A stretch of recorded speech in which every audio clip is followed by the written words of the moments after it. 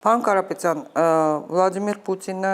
մինչև Շուշիի հանձնումն էր փորձել կանգնեցնել պատերազմը մի քանի անգամ, այդ մասին նա հայտարարեց։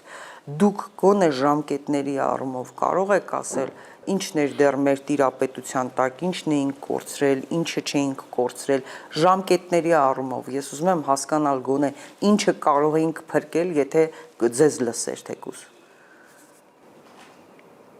Եթե ինձ լսեր, Այո։ Մենք կորցնենք, եթե առաջի անգամ ինձ լսեր։ Այսինքն մի քանի անգամ։ Մի քանի անգամ եղել է։ Մենք կորցնենք ընդամենը 3 շրջան, պատերազմը կանգներ Ֆիզուլիում։ Բայց ինքը մեծամտաբար համարում էր, որ մենք հաղթում ենք։ Ինչի համար պետք է կանգնեցնենք, եթե մենք հաղթում ենք։ Եթե ինքը ինձ լսեր, հաստատ մենք չէինք կորցնի Շուշին։ Այսինքն, ես նորից եմ ասում, չեմ ուզում մանրամասներին անդրադառնամ, բայց ես գտնում եմ, սկզբից ինքը շատ մեծամիտ ձևով իրեն պահեց, միգուցե իրեն էլ են խաբել ու հավատացրել, որ մենք իրոք հաղթում ենք,